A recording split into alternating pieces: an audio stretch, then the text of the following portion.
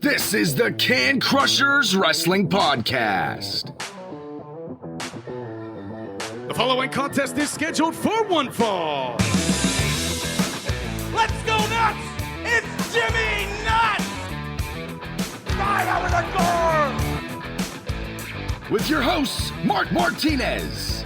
Because I'm the Mark, and I'm awesome!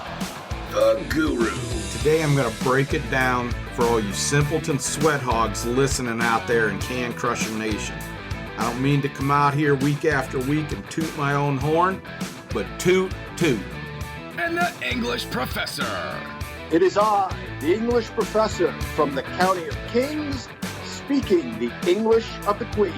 Hey, this is former WWE superstar Duke, the Dumpster Drosy, and you are listening to the Can Crushers Podcast. And welcome back to another Can Crushers Wrestling Podcast. Take two.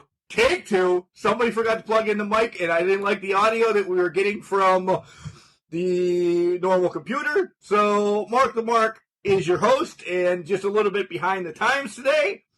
In studio for the first time in a long time is the glorious Guru, and at his humble abode is the English professor, John Patalano, and of course the dogs are here too, because Uncle Chad brought the old bark box.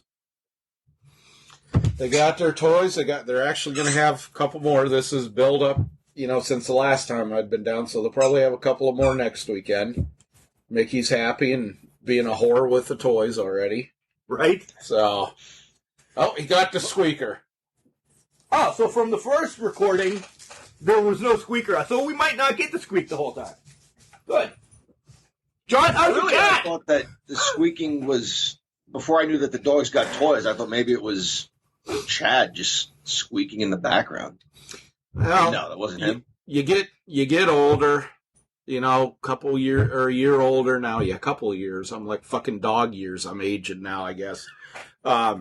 I didn't oil the joints properly this morning. No WD-40 or anything like that.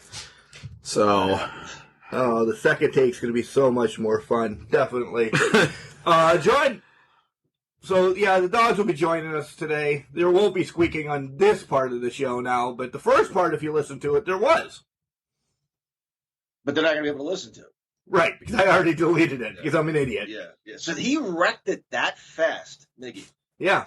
Well, this is kind of slow for him. Yeah, Chad's also been here probably 5 minutes before we hit the recording button. So Yeah, but still, man, a toy does not last long in Miggy's jaws. No. How about your cat? Does your cat enjoy toys? Yeah, usually, you have to play with her. You can't just give her something. She likes human contact. I got her a laser pointer, and because she loves laser pointers. I know I've read about them, and people are like, don't use laser pointers because it frustrates cats and dogs because they never experience the kill. They're constantly chasing it, and then it disappears. I don't know. Relax. My cat likes laser pointers. I give her treats afterwards, and that seems to take the place of missing out on the prey. If she feels like she accomplished something, she went hunting, she ate something afterwards. Anyway, the old laser pointer wore out. I got this one at the hardware store. Imagine me in a hardware store, first of all. Right. That's amazing within itself. Yeah, I was getting grassy. But I got the laser pointer, brought it home, and already it didn't work. It didn't work. I don't know what the problem was. Did you put the batteries in?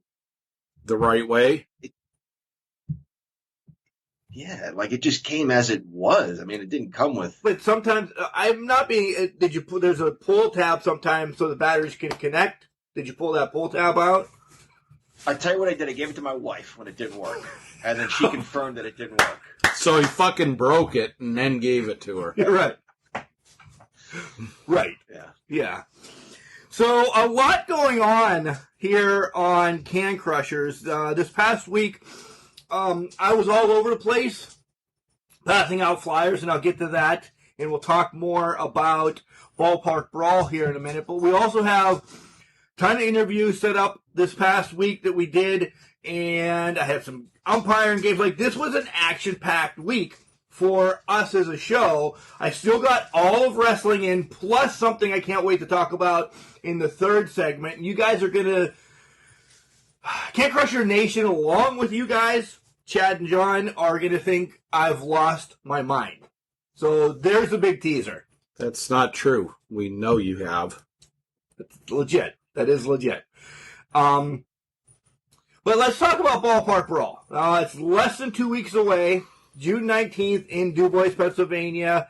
You guys have seen who's going to be there. Sin Bodie, Ray Lynn, Al Snow, Chad Miller. A lot of the guys we've talked with on the spotlights, gals as well. And we're just really revving up for it. Yes, there's a meet and greet. We've said that from day one, there's a meet and greet. The show starts at 6:30, the meet and greet's an hour before.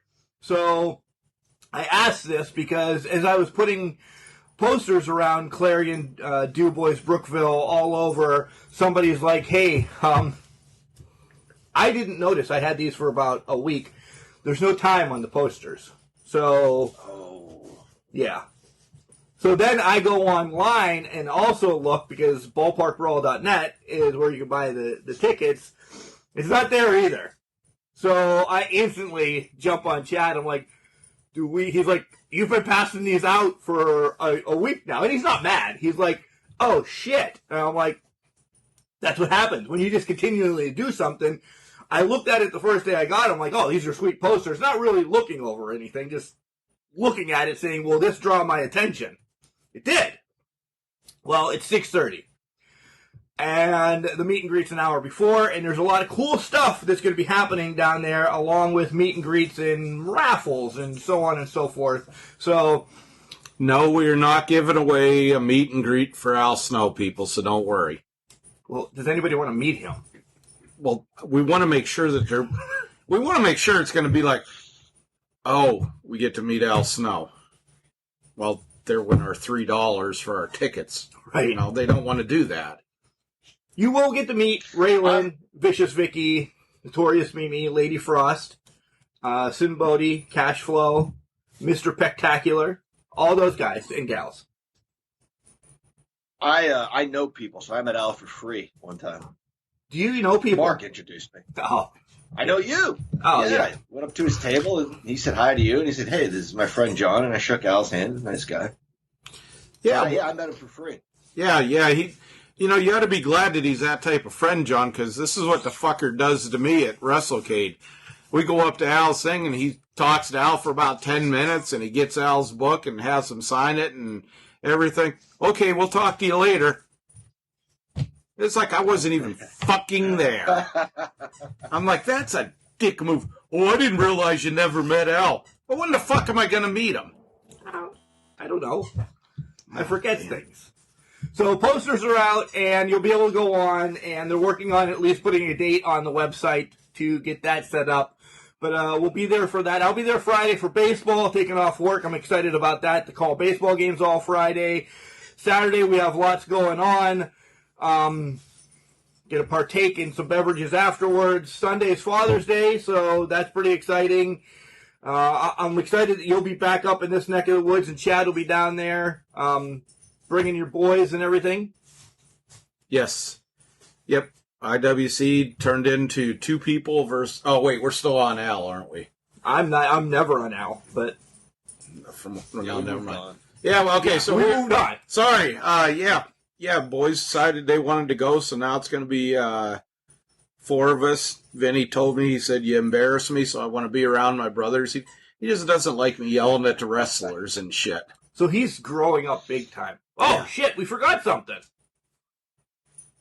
Yesterday was Vinny's birthday. Oh, yeah. Yeah, I guess the little brat did turn 7 yesterday. Happy birthday, Vinny, man. Happy birthday, Vinny. That's a great age, buddy. Enjoy it. He had a good day. He had a little party with family and got a shitload of V-Bucks that he pretty much spent before I got him logged into his fucking game. That's how it works. And, we're not talking like 1,000 or 2,000, John. I got him 13,500 V-Bucks for his fortnight. Go on. Asked him last night, How many V-Bucks do you have left? 150. I'm in the negative. He was like, I'm built. He's like, I'm building. He's like, well, I'm building it back up. I was like, Vinny, what the hell did you spend it on? And there's some guy that he got that looks like fucking Super Shredder from the Ninja Turtles, and can make you a fucking morning drink and serve it to you. I don't know what the hell he bought. Ethan's not a big Fortniter, so your sons are, and I know Sylvan is. Like, this game you could take out or remortgage your house with this game if you allow kids, because the add-ons that you need to get better and this, that, and the other thing are unbelievable. Now, why did we ever think of Fortnite to make money? I don't know. We're so slow. Especially technology. So you said, yeah, especially 13,500. Yes, sir. And he went. He went through 13,350 of them. Wow, 13.5. I can't resist this, guys. 13.5. What did you fucking high, man? Forget about 13.5. That's from Scarface. See, he's even got that. I don't know if that's a shadow on John's chin or if that's actually like chin hair right there. It's definitely not chin hair. Oh, this guy, it's like a shadow. Does he got like fucking food stuck below his lip there? What the hell's going on? Maybe that. Oh, that was from Scarface. Sasso wanted 13,500 for a kilo, and Al Pacino was like, "No, you fucking high, man. Forget about 13.5." Nice. And that's where Razor Ramon came from. It is. I love the transition you always bring to us, because now we're getting into wrestling. Nice transition. Yeah. So, just very quickly, I had a crazy busy week too. I talked to my uncle and my aunt. My mom's younger brother was visiting. And I was on the phone with my aunt, and she's like, "Oh, what are you doing? What's going on?" And I said, well, Aunt Esther, you're not going to believe this. Some things never change. This was Tuesday night. I said, Aunt Josephine? I'm watching wrestling with my son. Aunt Esther. Oh, okay. She's my Uncle Frank's wife. I said, I'm watching wrestling. She goes, I said, yeah, I still watch it. Ha, ha, ha. She goes, oh, yeah, it's on now? I said, yeah. She goes, Uncle Frankie and I watch it all the time, every Monday night, every Friday. If we can't be home, we set the DVR, but we never miss it. I was like, you're kidding. After all these years, Uncle Frankie still watches wrestling. She goes, yeah, we never miss it. What channel's it on? I said, well, tonight is what they call NXT, and it's on USA. And she goes, all right, I'm going to find it. Your Uncle Frankie's in the bedroom, but as soon as he comes out, we're going to sit down and watch it with your mother. I'm like, oh, yeah, she'll love that. Oh, Mom's watching wrestling with...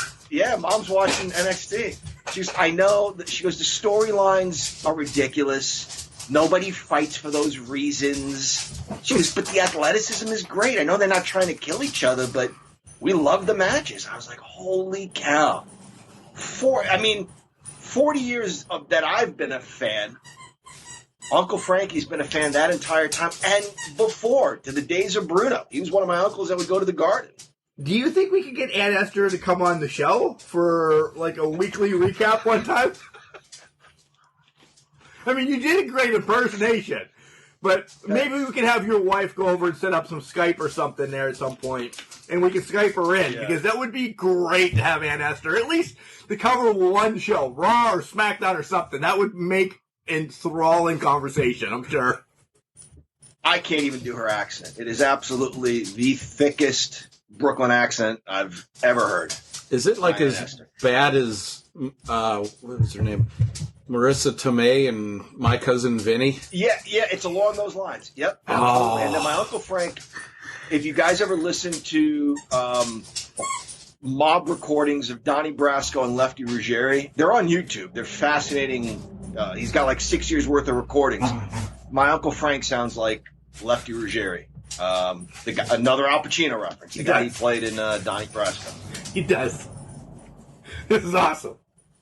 All right, we will transition to wrestling. Okay. Yeah. And we're gonna attack AEW first. AEW, guys. Last week at this time, we were making our predictions for Double or Nothing 2021, and right off the bat, John, you kept track of who won and who lost. So you want to break down the the rankings of the matches? Yep. Chad wins by a hair. He guessed, which is pretty impressive. He went, he batted 700. He got 7 out of 10. Correct. That's I good. was just I got impressed that I Go ahead. had a hair. Okay. Okay. how ironic. Yeah, that he won by a hair. All right. And then the guy with all the hair was a hair behind. I got 6 out of 10. And Mark, you got 4 out of 10. Some interesting things of note. Both of you guys thought the Pinnacle would win that match. I was the only one that said the Inner Circle would stay together. Nobody got the Battle Royal right. My thinking with... I was close. I was close. You were close. You were close. Yeah, about as close as you can get. My guess of Isaiah was more along the lines of just a one-off match where, you know, now that it's a title match, Hardy wants 50%, and maybe that creates some sort of tiff between them. That's the only thing that came to mind. I never saw Jungle Boy coming out of that. No, but Chad was on point with these. Yeah. All right, let's discuss them. The buy-in, free show, whatever you want to call it. Serena Deeb takes on Riho for the NWA title. We knew that this was not going to be a title change. If there was anything we could have predicted, it wasn't going to be a title change with Riho going to NWA and defending that. The intensity from Serena Deeb, man, I've always loved her, but climbing the notch again, she just brought it. I need more of this from Serena all the time. And the commentary team kind of helped that along, saying, like, you know, what's with this new attitude or whatever they said, but they kind of More aggressive. Yeah, they were saying she's much more aggressive and good match, brilliant work from both of them. But yeah, Serena Deeb with some heelish tactics, you know, showing more aggression, but also showing a touch of arrogance, just a touch of arrogance. This was really well done. Now I'm curious to see, you know, where she goes from there. So buy-in match was great. Good way to kick this thing off and, you know, good match and then raise a couple of questions. Right.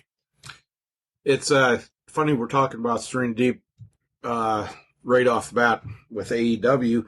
She defends the NWA Women's title later tomorrow afternoon. Well, no, because it's going to go up. Essentially, 2 hours after this is posted, she's going to be defending the NWA title against Camille. I'm looking at her face and body, but I can't think of her damn name. Interested in that match. Camille had a 20-minute match on the Power Show against Thunder Rosa. Did not think Camille that would really be her thing, but she didn't look too bad. We'll talk about NWA a little bit in the third segment. The opening match for Double or Nothing then that you had to pay for was Hangman Adam Page against Brian Cage. Big man match for me with some crazy spots. The moonsault by Adam was awesome. Was good until Hook and Starks came down, I thought. Once they came down, I don't know. Starks, I love. He just has that neck injury. Hook is just not... He's as believable as us. Yeah. That was kind of the point, though, of them coming down. I mean, we called this from the beginning. Whether... The only thing that really was a question mark was who would win this match. And we had different predictions for different reasons, the three of us. You know, does Cage win, which is what I predicted, and then prove to Page that, hey, look, I didn't need these guys. And Page would be like, yeah, you're right. You don't need these guys. That's what I've been telling you. Or does he lose? Does Cage lose because he refused the help of his partners? So, to your point, Mark, it was a good match, but that interference at the end was the whole story and was the whole point of this match. Yeah, you knew it was going to come down to that. I think they should have called it on the fly and not had that brought in, because this match was other than a stumble or two, this was a pretty good, stiff fucking match between them. But it is what it is. They're just, fueling the thing of him not wanting interference. Is he going to turn a good guy? Stark still looks like, the pool boy from California or something. It served its purpose. It was still a good match. Yeah. Next matchup, Mox and Eddie versus the Young Bucks. I like that they brought the sneakers back out and hung them over the corner. Like, that's a good, safe place to do a drug deal, in that corner. Because you heard, you go to cities and there's sneakers hanging over a telephone wire. That's what I was always told, that a drug deal can happen there and, it's free and clear. So, the sneakers came in later on in the match. Mox turned into the Sandman, pounding his head with the beer. Breaking himself open. Yeah, he broke himself open real quick. This was a great fight between two teams. I'm telling you, and I'll say this again when we talk about AEW, if the Young Bucks, and we said it last week, if the Young Bucks can stay with this, me and Ashley Ludwin are going to have some conversations about the Young Bucks. Because you get some flippy stuff, but you're getting so much heel, and I love the heel because they're bastards. They're more of a bastard than Pac. I can't say I love it yet, but I really enjoy them being cock bags. Is that your word? No, the stamp. Oh, wait. Oh. No, we don't edit this. Never mind. Yeah. We don't edit anything. Go ahead, Chad. I don't hide my hatred for those fucking two little midget wrestlers. But this was a good match. I do not like them in any way, shape, or form. Let me state that like 3, 4, 5 times in a row. Keep that in mind. But them as the heelish dicks, cockbags, as Mark said. This fits them. This is back to, and I'm not comparing because they're not even close, but in reality, you always wanted to see Tully Blanchard and Arn Anderson get their ass kicked, but 10-minute time limit for the TV title. Well, I could fucking run around and take them to a 10-minute draw. But this fits them because a lot of people don't like them. They want to see them get their ass kicked, so we're going to go back to, no, we're not going to fucking give you that at first. Give them an extended reign. I'm curious, where are they going to go? Who are they going to have challenge them next? By the way, there must be 2 squeakers in that toy you gave them because one is sitting on the podcast table and Max is just destroying it again, trying to get the other one out. So, John, what did you think of this? I loved it. I loved the lead up to it. I think it was Nick who said, you guys have gone too far. Those sneakers were one of 7,000 ever made. They were rare. Hilarious. I love it. I'm with you. Ready, Mark? I echo what you said. They are selling. They're healing it up during the course of the match. They're hilarious. We know they're great athletes. Now we're getting the layers to who these guys are and who they can be. And you can still learn a thing or two from the all-time greats, from Mark's favorite team, the Rock and Roll Express. And I'll just bring this up very quickly. When we saw them, they were 40 years into their career, Mark, and they were still wrestling a tag team match. And Robert Gibson's in the corner. Ricky Morton's getting his ass kicked in the ring. But Robert, for me, was the guy you pay attention to because he's watching the action. He's watching Dr. Tom Pritchard, and he's watching his partner. And then he looks to his right to see where the tag rope is. This is a nice detail. He looks to see where the tag rope is and extends it as far as it'll go to try to reach in to make a tag. That's not stealing focus. That's adding focus. Because if Robert Gibson's just standing there and doesn't give a shit about his friend getting beat up, then why should we care? But his reaction and his body language kind of raised the stakes of what was going on in the ring. It made it feel more important. My point is, if the Young Bucks just had a little bit of that, work on the outside. I know the cameras are going to focus on what's on the inside. Show me something while you're on the outside, too. Just a little detail. I'll be a fan.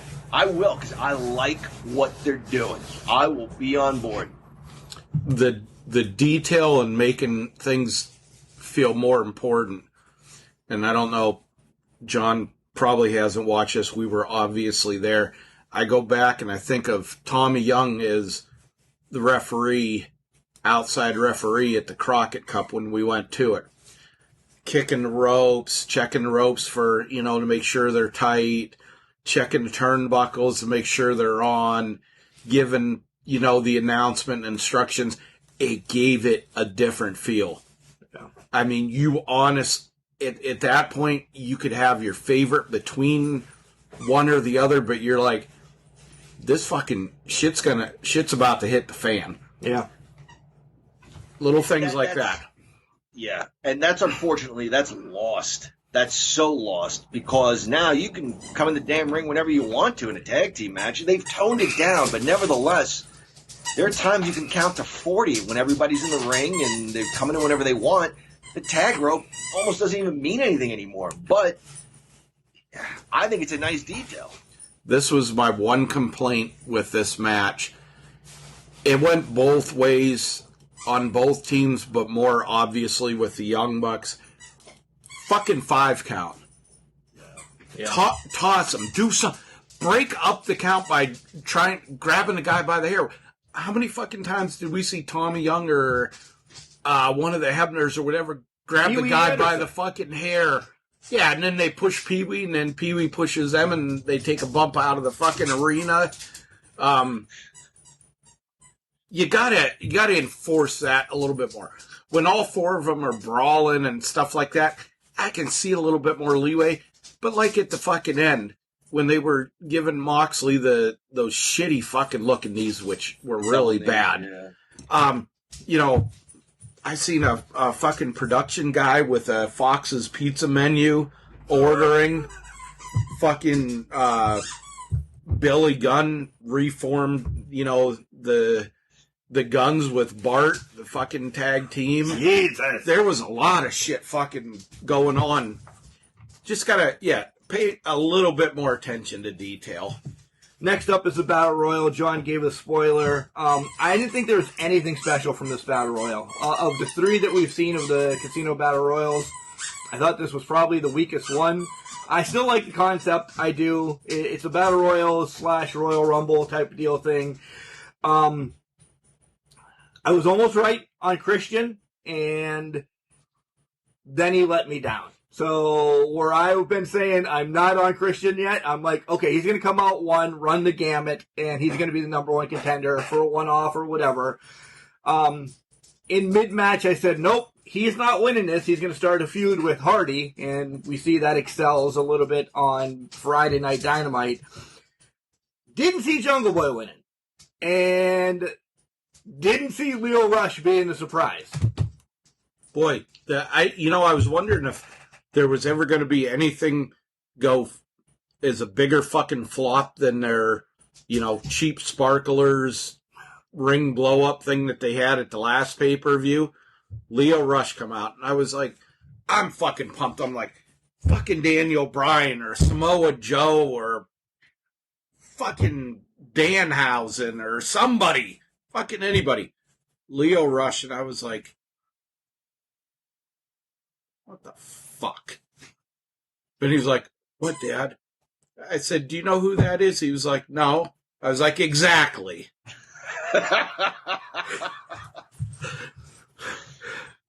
It was a fine battle royal. I always liked battle royals. It was enjoyable. To your point, Mark, though, nothing really stood out about it. It was hard to predict the winner because, just quite frankly, there weren't big names in this thing. There weren't stars in this thing. Christian might have been too obvious of a choice, and people would have complained, they're pushing him right to the top. Jungle Boy's a surprise. I don't think he wins, not yet. I think he's a talented kid. I certainly don't think it's his time yet, but I think he'll have a good match. Yeah. I think I'll have a good match with Omega, but I don't think it leads to much else beyond that. Anthony Ogogo versus Cody. I don't know. I didn't get into it. Chad's watched this match 6 times since then. He said before we hit record, but it furthered the story, and I'll leave my thoughts there. You watched it that many times, Chad? Well, as usual, even when he was in school, Mark's math is off. Watched it twice. I watched an initial when it, was playing live or whatever. Just, it was where I went and got something to eat and bathroom break. And then the second time, I wanted to watch pay-per-view the next day because I was like, there's no way that I thought this pay-per-view was as good as it was. This match I kind of appreciated because there was a bit of wrestling in there. We knew what the outcome was going to be with Ogogo taking time off. You knew what the outcome was going to be. Cody Rhodes's fucking entrance in that jacket. What the fuck was that? I don't know. I mean, it looked like no offense, it looked like a blind person was given a bunch of fucking little girl jewelry shit to throw on a robe is what his fucking robe looked like. I enjoyed this match. I'll be the odd man out here. Before they did a tribute to soldiers for Memorial Day, nice little vignette put together there. And it seemed genuine. I'm sure it was genuine from the AEW promotion family. But then this match immediately followed, and it's Anthony Ogogo coming out who's bashed this country. So, don't think that wasn't by design. That was perfectly placed. You could have done this thing at the top of the show. You could have done it anywhere else, but you just happened to put it in there before Anthony Ogogo comes out. But hey, it's pro wrestling. It toys with your emotions, and that's why we tune in, because that's what we want. We want them to toy with our emotions. I thought we saw a lot more out of Anthony Ogogo other than the right hand. I thought there was just good work all around, even from Arn Anderson on the outside. Oh, all right. Next matchup is Miro against Archer for the TNT title. No Jake because he got punched in the gut prior to, or beat up or whatever. Lance almost killed himself at the start of the match. I believe when he jumped over the rope, he kind of got tangled up a little bit. It was a big man battle in my thoughts. Are we done seeing snakes? Because that snake was chucked pretty far on the ramp. That motherfucker, that thing bounced. Yeah. You notice that? I'm like, I didn't see that part at first in the first match when Archer went out. I kind of just, But I'm like, what the fuck? What does he have? Like a fucking grass snake or something in that fucking bag? Milk. And then he chucks it, and the fucker bounces like 4 times, and I'm like, I have a hard time skipping a fucking rock on a lake 4 times, let alone he just chucked that thing 50 yards and the fucker bounced 4 times. So do we think it was a hose in there? Oh, it was a hose of some sort, all right. I liked the match, though. I did like the match. Yeah, I hope, there wasn't an animal in there. It's still not as dastardly as Earthquake, not just killing Damien, but then having the nerve to make Quake burgers out of him and eat them on TV. Right. That's terrible. Yeah. Yeah. Because the snake could have possibly survived the throw. Possibly. We don't know. Yeah. But it's not going to survive, and we know that it didn't survive an earthquake when you just a 900-pound man just sitting on him and then eating him. Yeah. Eating him to boot. Yeah. Boy, if there was a hose in there, whatever the hell it was, I'm just glad it stayed closed, because that would have been pretty embarrassing if when he threw it, it tore or opened up or something. But for all we know, there was a snake in there, and he whipped it up the ramp. Yeah. Speaking of pets getting eaten, didn't Al Snow eat his own dog or something? He did. One time? Yeah, he did. What a bastard. Well, he didn't mean to. Well, The who boss fed man, it to him? The boss man served it to him. Yeah. That's right. Was it Fifi? I don't know what they... Yeah, I don't know. Pepe. Pepe. Any other thoughts on the match between you two? Because this has gone down the wrong path. You know, across the board, I thought it was a solid pay-per-view, an old-school wrestling pay-per-view. In that regard, there's not a lot that stands out, but it was all really good. This was another good big man match. I don't know if it was on the pay-per-view or if it was on AEW Dynamite, but he gave a little spiel. He gave a shout-out to his wife. Might have been Dynamite. Yeah. I don't know. Yeah. He was looking right at the camera, and I think he was looking at me because he has to have heard what I've said about her. Well, we'll So get it's kind of like, because she was. We'll talk about her being released this week. But that was Friday night. Yeah, but he was telling me like, "Hey, John, watch it. Yeah, I hear what you're saying." We get an announcement that the next pay-per-view, All Out, is September 5th in Chicago, so they're going back to their roots. Kind of excited for that. And then we get the match that I've been waiting for.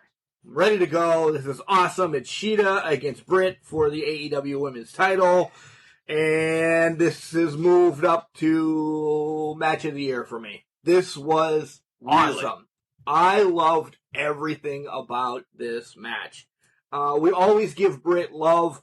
Let me tell you, Shida did, in my book, she did wonders in this match for Britt to excel her and give her that little nod to say, yep, you are the face of the AEW women's division. Here's your time. Did you know what Britt's attire was when she was paying homage to? Yeah, it was lost on me. Yeah. Scott Hall. Those were Razor Ramon or Scott Hall in the NWO, his paint dripping and everything. Oh. Yeah. So that was her Scott Hall outfit. I didn't know she was a fan. I think it was a ladder match. It had something to do with his ladder match against Michaels that she liked so much. There was a story on one of the websites about it where it come from, and she wanted to do that. Yeah. I figured you'd notice that right off the bat, being the big Razor Scott fan that you are, but details, John. Yeah. I did enjoy this. I would not put it as match of the year. A little bit about who I wanted to win. It's tough. It really is. Hikaru Shida is fantastic. I like the good guys in my older age. She always has a look of determination on her face. Any conference she does, or she's at ringside scouting her opponent, she's always got this look on her face like, oh boy, this is going to be a tough title defense. How do I crack this egg? And then on the flip side of that, you have Dr. Britt Baker, who's just a terrible person. She's not nice. And I'm like, if you'd have told me 5 years ago, you know that girl you go watch in Pittsburgh, she's going to headline and she's going to be the face of a brand and she's going to be their champion. Oh, wow, that's great. We could say we knew her way back when. She's a rotten person now. I have a hard time liking her. Bullshit. I do. She's so good at what she does. She's entertaining, but then I'm just like, you're not nice. I thought this was a very good match. I read some of the complaints online. I will go back to a guy who I still think is brilliant, even though I don't listen to him anymore. He managed the Midnight Express in the 80s, and he carried a tennis racket. I don't know what he had to say about this match, because I don't listen to it, but what he had to say about Bret Hart versus Stone Cold at WrestleMania, and I've mentioned this on the show before, it was imperfect and messy. And in that regard, it reminded him of a Watts or Crockett style fight. I don't know that I'd go that far with this, but there were parts that were imperfect, but that's what made it good. You have Shida going for a suplex how many times?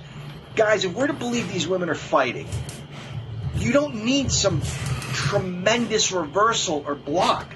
You have one fundamental reversal or move that you do. Go to that. Sheeta goes for the suplex. Britt hooks her behind the knee. You can't suplex me now. Later in the match, Sheeta goes for a suplex. Britt hooks the knee. It's not flashy. It's not pretty. But it makes sense. It's fundamental. It is to prevent you from doing a move to me. Then later in the match, what does Sheeta hit? She hits like a devastating Snapdragon suplex. Hey, that other suplex didn't work 6 times. Let me try this one. Oh, this one works. Maybe Britt didn't have a defense for that. They told a really good story, so I don't get the complaints about it was sloppy, it was messy. It looked like 2 women. One of them's from Punxsutawney, and she got, her Punxsutawney fight on. There was a touch of dead air. There was a touch of dead air there for a little bit. I don't know what was going on. But other than that, it just looked like these 2 ladies decided to meet somewhere, slug it out, and settle. The manager that you spoke of, it's really fucking weird that you said that, because that was pretty much his description of this match. Wow. Exactly about what he said. It had its imperfections, but it wasn't ridiculous shit. It was just shit that happens. It wasn't sloppy. It was, holy hell, you get soaked in sweat and stuff like that. You're going to slide. It's going to be hard, stuff like that. I seen John, right along with John, seen the criticisms of the match. And I honestly think where a lot of this comes from, and it, for the motherfuckers that aren't in the ring, you can't, and I, like I've ever been in the ring, but you can't fucking understand what the mentality is of these people going into these matches. And I bring that up because Sheeta always wanted to wrestle in front of a crowd. Right. And that story leaked out. Well, then she loses the title on her first match in front of a real crowd. And it was, well, she kind of phoned it in. She was sloppy. No, they fucking weren't. She didn't phone it in. This isn't fucking Shawn Michaels or Kevin Nash or Razor Ramon or any of those other cockbiters. She didn't phone it in. It was a good, solid, stiff fucking match.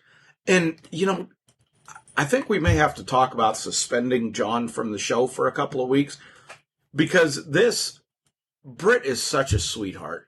When she puts the lockjaw on, she wears a glove. Right. I mean, she's professional. She's professional, but she's such a sweetheart, such a smile, and, kissing the kids before the match. And, yeah, definitely. Helping Reba through the rope with her crutch. And, I just don't get it. But he's got to rein it in on him. She's such a sweet person. She is a sweet person. Shout out to Mom and Dad Baker for being in front row. I love seeing them give the business to Sheeta as well. Next matchup was Ethan Page and Scorpio Sky against Sting and Darby. And if there was a match that essentially I didn't, it was this one.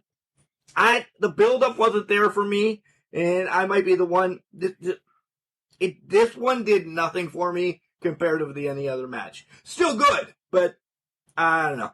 I wanted something bigger from this. Agreed. Paige and Sky are a very good team. They do a good job as heels. It made sense that Darby Allin took a beating most of the match. Tagged Sting, who can still fly. I mean, Sting was always exciting. I think even, we know Chad loved him, but Chad can agree his repertoire wasn't, extensive.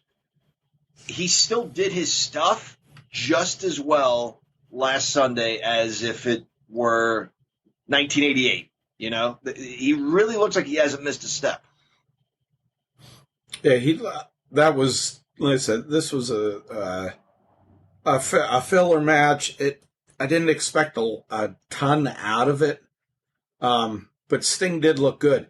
I know one thing I had to laugh about with him was on his first Stinger splash in the corner, he looked a bit hesitant going high.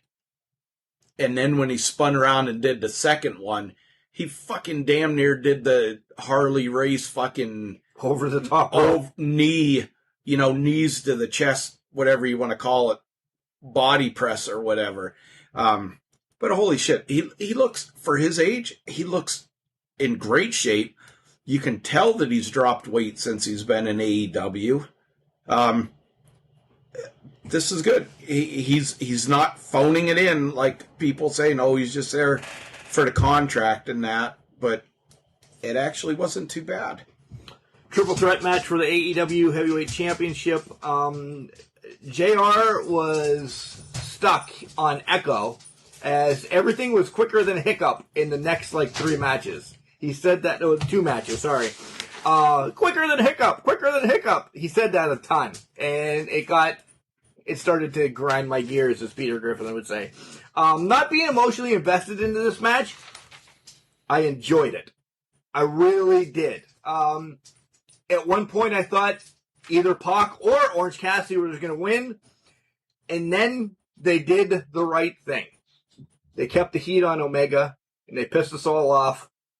And it's the right thing to do. No disrespect to Pac and or Orange Cassidy. Not their time to have that title. Thank God for Orange Cassidy. But, yeah, it was good. I like this. I did like this. Agreed. I thought it was a great match, and I don't use that term lightly, and I'm usually not a fan of triple threats or fatal four-ways, but this was really good. What made it good are the things I've said about other similar style matches. Everybody being where they need to be without the fan, the viewer, realizing that's where they needed to be. You didn't really see anybody just walk up to something and, oh, go ahead, give me that move that you planned. It was fantastic. They all had their moments. Good drama, good build-up, good breakup of pins and submissions. But, those moments were long enough where, like you say, oh, wow, we're going to see a title change. And then somebody comes in and breaks it up. Really good action, really good drama and build-up. Yeah, this was, I enjoyed the match. Again, this was one of the ones that you knew what the outcome was going to be. Going back to the Young Bucks and, the fucking heelish little sniveling pricks. Fucking, if there's ever a role meant for Omega and the Young Bucks, it's definitely, the little pricks. It's taking them time to get there, but they're finally doing the right thing now. I don't like them. I don't like their style rest, but this fits them. You have to... There's certain occasions where you can take wrestlers and fit them into a persona. Then there's when you need to find a persona for the wrestlers. There's a difference. You have to find what works for the wrestlers, not, okay, fucking, trash man or, fucking plumber, fucking DL Hopper, whatever, shit like that. That doesn't fit the fucking guy. You're ruining people at that point. So the goon, Bill Irwin wasn't a good goon? No. Oh. But I did see a good Chainsaw Charlie match last night. DX was going to kick the shit out of Stone Cold and fucking Cactus Jack come up, and then you hear the chainsaw, and here comes Terry Funk with his wife's pantyhose over his head from underneath the ring with a fucking chainsaw, and they kicked the shit out of all of DX, which was pretty cool. And there's our sidebar, of course. Full Gear is November 6th. They're just announcing everything in all one pay-per-view. And then Tony comes out to talk about Rampage, which is starting in August. And this was a surprise. I didn't see Mark Henry making the jump. And we find out on Dynamite. We'll cover Dynamite quickly because, or whatever. But he talks and more comes out of this. But Mark Henry's going to be in the ring, he says, too. Yeah, that's by the time we get to Dynamite, 4 names come to mind over the course of the last month at the most. You know, you have Paul White, Mark Henry, Lashley's old sidekick that was in the Battle Royal. What the hell is his name? He was the wild card. Leo Rush. Leo Rush. Well, you can't get on me about it because Vinny didn't know who he was either. You're comparing yourself to a 6-year-old. 7. His birthday was yesterday. He was only 6 at the time. Okay. Touche. Yeah. Yeah, so they've taken some talent. Yeah. More to come, I hear. Stadium Stampede 2. We don't have to dive into this complete, and it was amazing. Well, I mean, each thing. This lasted half an hour, 45 minutes. There was a couple of good points in there. Oh, yeah. Yeah. Them rappelling off of the scoreboard, no effing way. Not happening. I don't care if it was stunt doubles, them, I don't care, whoever it was. No effing way am I doing that. Sammy looked comfortable. Santana and Ortiz looked comfortable. Hager was having the fucking time of his life. Jericho looked like he had about 3 Depend undergarments on coming down that fucking wall. It's like, he gave a smile. He wasn't letting go of that fucking rope, though. MJF's pants were very nicely bedazzled by some mom that owns an Etsy store. Probably the same one that did Cody's fucking robe. When they were in, this is going to be the one that grinds John's gears, when they were in the meat cooler, those pig balloons that were cut in half. Oh, God. Were horrible. What? Those weren't real? No. Apparently Conan's the best DJ in Florida now, because that was, if you're going to break this down and shit on it, stop. This wasn't to be a match with my air quotes. This was all in good fun. I loved it. I'm just saying, those were the stupid things I pointed out. I loved everything about this because it was ridiculous. John texted me one thing, when the bolt cutters got thrown up in the air, you're telling me they're going to bounce and land right where Sammy can then get them. But they end up, yeah, but then they end up under a pallet, which the pallet had never moved. And they slid under there perfectly. That's like the one where the bat gets thrown, right? Didn't Brian Cage throw Sting's bat to get rid of it? That one pay-per-view, and then Darby, they're in the warehouse. Oh, yeah. Yeah, and then Darby finds it later, and that is a way of happening in AEW. It does. You take a weapon away from someone and you whip it somewhere, hey, it could end up where somebody else could use it now. It's almost like a video game that it's going to, the word, teleport back to that spot that you just go back and get it at some point. Yep. Yeah. Yep. This was all the things you said. This was so much fun. It reminded me of an old Super Friends episode at the end where the Legion of Doom and the Super Friends just get it on, and it's split up into different fights, and you've got Black Vulcan throwing a thunderbolt around the Riddler's truck and sawing it in half and whatever else. You have all these things going on in all these different places, and you have Superman trapping Bizarro. It was fun. It was a lot of fun. And they all had their own things going on, and I enjoyed it.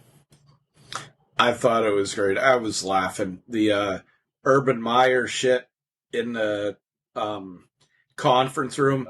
Guy throwing 3 or 4 balls to Jericho. Charlie Strong. To peg MJF with.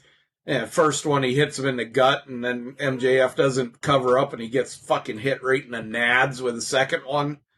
Then fucking Urban Meyer gives him the computer, and he fucking whacks him with that. And then when they're leaving, Urban Meyer, holy shit! Right. That's dedication for the Jacksonville Jaguars. If they're there doing, shit in the off season, it was at 11:30 at night or whatever it was. Yeah, it was at 11:30 by then. Oh, they're going to be good. They are going to be good. Yeah. If they're putting the work in now, they're going to be good. Only way Jacksonville is good is if I get drafted to them on fucking Madden. Yeah. The other funny thing, come on, when Tully and FTR and Santana and Ortiz were standing at the fucking The nightclub table drinking. and got a drink, that was fucking great. Yeah. This match was a lot of fun. Those pigs, that was hilarious. I'm like looking at that and I'm like, what the fuck? They were very shiny pigs. Yeah. It's like they cut them in half and then they used turtle wax to make sure they shined. Well, maybe they might have used some of, what the hell's the knock it to fuck it off guy that uses baby oil to lube up maybe with. They used maybe that. they used that on real pigs and it just made it look so shiny. I love Conan in this, though. You guys mentioned him. He's DJing, right? It's his club, and then he gets very serious. He's got this look on his face like, look, we're here to have a good time. You guys take your shit someplace else. Right. Don't start shit at the club. Why do people do that? Of all the places they could have gone and fought, why they got to mess up Conan's gig? Right. That's DJ in Florida, apparently. It was funny. It was now. The one thing that I really did love about this that we hadn't pointed out versus the first one is they weren't as fucking scattered around with their shooting. Every group that paired off had their own referee, had their own cameraman, and although, they said it took like 3 or 4 days to shoot the back part of it, of the match and everything. No. Yeah. All right. The front part, when they came back in for the ending and that was live. Oh, okay. But the front, the other stuff, I like the way they shot it because it gave me right off the bat that somebody is going to be featured in this win. And sure as shit, thank God Sammy Guevara, after the ass beating that he took last year, he was featured and he got the pinfall on live TV. Yep. So out of our 6 beers, what are we giving this pay-per-view? I'd give it 5. Yeah, right there, easy 5 across the board. 5. Yep. All right, really good matches. Not a lot of huge surprises or anything. Nothing extraordinary, but just good, solid wrestling, like I was saying earlier. So let's transition to Friday night AEW Dynamite, and we don't have to break it down match by match or anything. There's some high points for you guys that you got out of Dynamite. I think, honestly, the biggest thing is Andrade has now made his way over to AEW. Chad and I brought this up before we hit record today. I don't like who he's paired with. I don't think he needed Vicky. I think he needed somebody else. Vega's out there. She's a free agent. Maybe, that would have been cool if they'd have brought them back together. Yeah. Maybe. I mean, the Bunny would have been a good one. Yeah, but I don't want him in that group. I don't want him in maybe not group. in the group. Maybe have her but Vicky, no, that's like fucking bringing in Miro and with fucking Kip Sabian and Penelope. And here's Miro with fucking Mickey and Minnie Mouse pink fucking shirts and Zubas on and flip-flops. That fucking killed Miro at first. I think this was a shout out to Eddie because he used to get heat on Raw when he would do the Three Amigos suplexes. Yeah. Which evidently he was actually, an Eddie Guerrero fan, but he was doing that to make fun of him and draw heat. But I think maybe that was the idea behind, or one of the ideas, not the sole idea behind this pairing. But my next thing I'll bring up, and then I'll let you guys banter on the rest of the show that you want to. Holy shit, what a crappy group of people to celebrate with Britt. They didn't have anybody else that liked Britt, the Chaos Project, and once I saw Nyla Rose there, I'm like, well, Nyla's going to be the one attacking Britt here because she was just pissed off to be there. But the rest of the people, boy, Britt, you need to invite better people to your your celebrations. Like, we would have flown down. I'm sure Palace, Collier, all could have been there. Plummer will take any chance that he can go to a show like this to go. I just think there's different people. Yeah, fair enough. Well, when you got John badgering her week after week saying she's not a nice person, who the fuck wants to go around somebody like that? Yeah. What'd you think of the rest of the show? Yeah. It was just there. It wasn't bad. It wasn't good. It was after a major pay-per-view show. It was not even a restart. It was a maintenance show. The only thing kind of coming out of it that I took, and it was a little bit of a side thing, was Moxley is going to be out for a while, indefinitely. That is obviously not due to the match. Renee is about ready to pop. Yep. She looks like she's fucking huge. I mean, she makes fucking Otis look small. So nice. At this point. I'm not being rude, but I seen a picture. No. She was You're working. calling a beautiful lady. No. Her stomach, she's huge. I've seen the picture. There was a picture on Instagram of her working out with, I can't remember who that was. It Chelsea Green? Yeah. And she's big. And Renee's not a big girl as it was. She was only about 120 pounds, 130 pounds. She just looks like she's like, okay, get this kid out of me.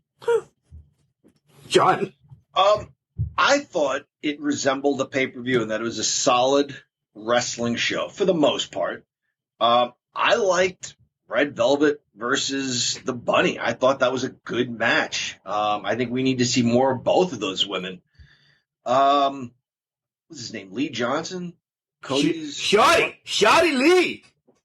I thought I didn't really know much about him before Friday night, but I thought he looked fine. He's been the one that lost like 1 million matches in a row. In IWC. Yeah, we didn't really get to see a whole lot of what he can do, and I think we saw a little bit more Friday night. Yeah, he's been in he's been IWC around. quite a few times, having what the hell are those headphones that are so expensive? He comes down to the ring dancing. That's not Lee Moriarty. That's not him. I was thinking that was him. No. Okay, well, John's right then. Yeah, I didn't know shit about him. Yeah. I tried. And it made sense teaming up Christian Cage and Jungle Boy the night after they were the last 2 men in a pay-per-view. Yeah. Yeah, I thought it was a solid show. I thought it was... In rolling over, I do like the Christian Hardy feud one more time. I mean, 20 years ago, they burned down WWE with their matches. We always say we want to see feuds cross promotions. I mean, it's not Rock and Roll Express, Midnight Express, where boom, it takes right over someplace else. But I'll take this 20 years later. Yeah. And I like the victory lap. I love the inner circle. None of them look like they go together, and that's what makes it so perfect. Yeah. I think we see big things from Sammy from here on out. I really do. Yeah. And I think it might start with a TNT title run in a couple months or so. Coming out of this, out of the pay-per-view, out of Dynamite, Jungle Boy is facing Omega in 2 weeks. About now, yeah. Yeah, roughly about 2 weeks, so that's not going to be the pay-per-view. Who do we see going against Omega at the pay-per-view? I don't know. Is it somebody? Because there's absolutely, I don't want to say no build, but who are they going to put in that spot?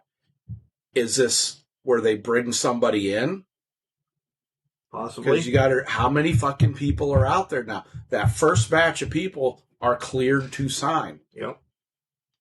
And you might see some tonight. Which one, I love Daniel Bryan, but I have a semi-inside source that is saying that he's in negotiations with Ring of Honor.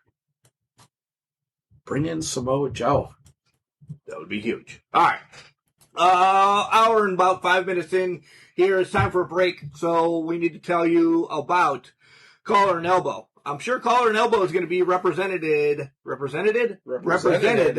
at the Ballpark Brawl in DuBois. So Al Snow will be down there with some apparel. I was going to say paraphernalia. That's definitely not the right word either. But some apparel. You might be down there with some of that, too. Hats, hoodies, tees, eye patches, vests, pants, everything you need from head to ankle. Al Snow's got it. Does he have head there? He has head? Head's going to be there. I'm sure Head's going to be there. You can take a picture with Al Snow. You can actually meet him for the first time, Chad. Yeah, it'd be fucking nice. I've only been talking shit about him for a year and a half. There you go. Chad, promo code, what is it? Can Crushers. All one word, capital C in can, capital C in Crushers. John, quickly, how much you save and what do we compare it to? You could save 10% by using that promo code, and we often compare it to shipping or parking. There you go. Here comes Al Snow. When we come back, we'll tackle the WWE in general. Wrestling. A love and a passion we all share. I've started a wrestling brand. The wrestling brand. A brand founded on the aspects of wrestling. Two entities working together to create a product that connect emotionally for people everywhere. Collar and Elbow is the brand. Passion and love for wrestling is the drive. I am Al Snow, and this is Collar and Elbow, the wrestling brand.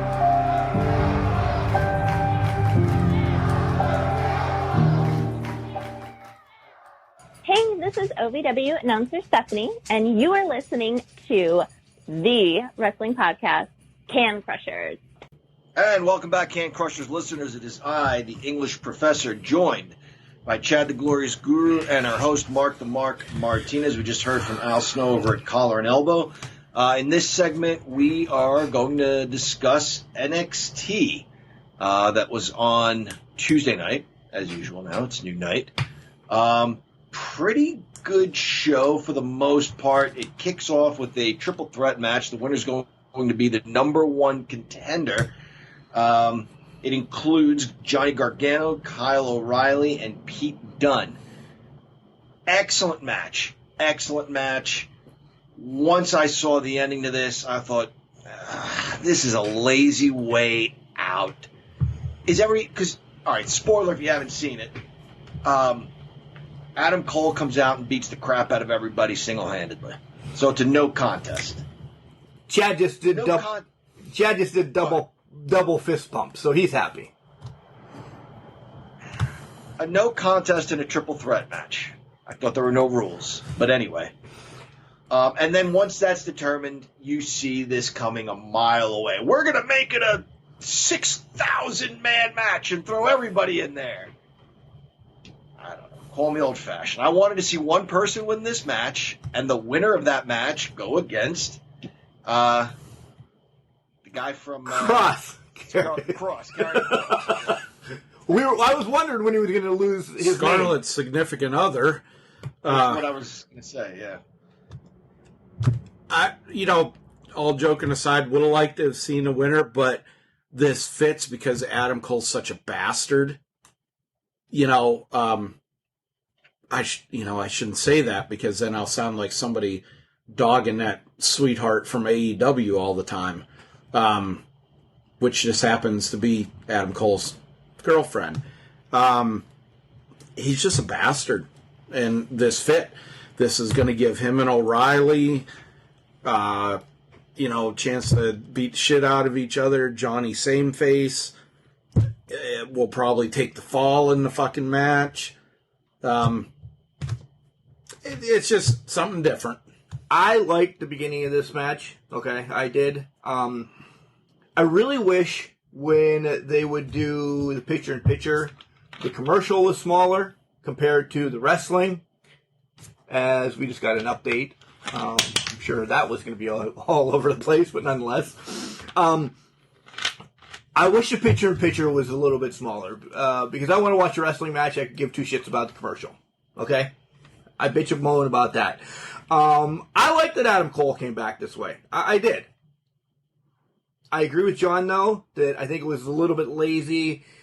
Cole could have came in and took everybody out, and then somebody roll up and take any one of the three could have faced Cross, and then Cole interrupts that match and says, hey, this is a line to build for 2 months. But I do have to say, who had a better week, Britt or Adam Cole? Adam Cole comes in and takes out everybody. Britt only had to beat one person. Britt's a champion. Adam isn't. Yeah, it was a setup. To make you give Britt some props. Yeah. Yeah. Is this where Ember Moon right after came out? Yep. That confused the shit out of me. I'm like, I thought there was still a match going on. No, because Adam had taken everybody out. Yeah. That just confused me a little bit. That she came out.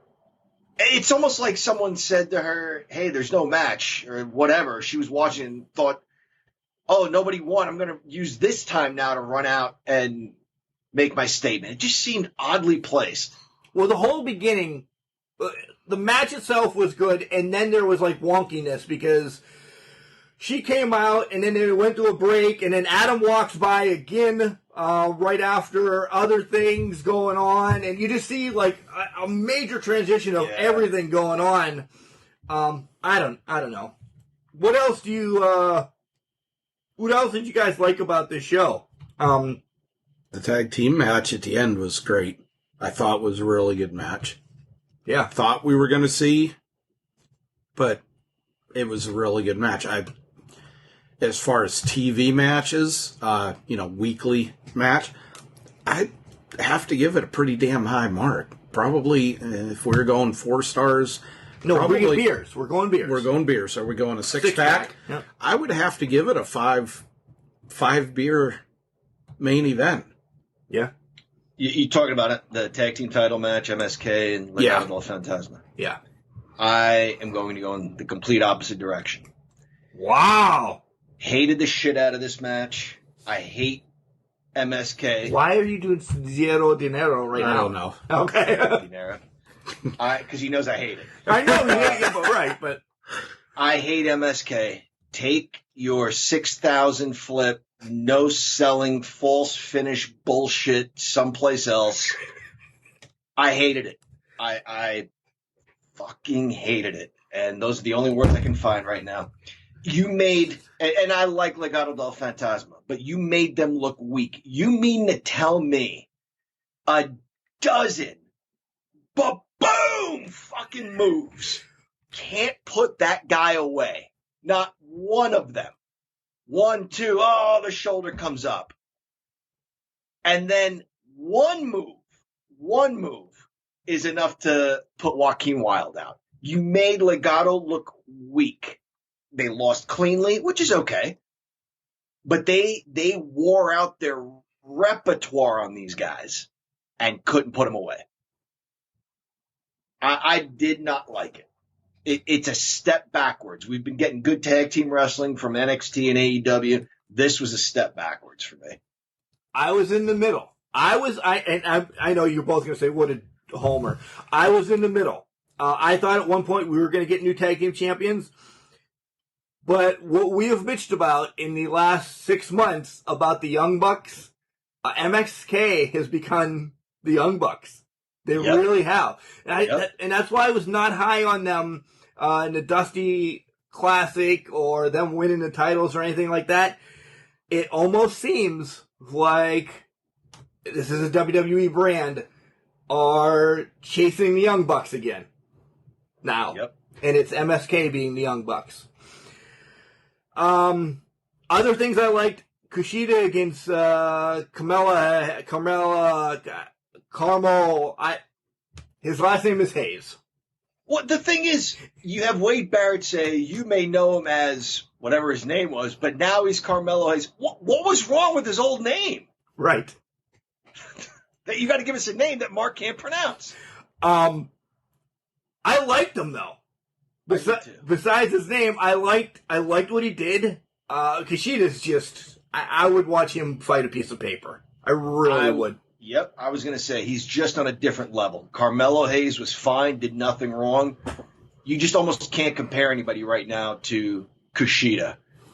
Just crisp, no fat, just trimmed. Everything is on point.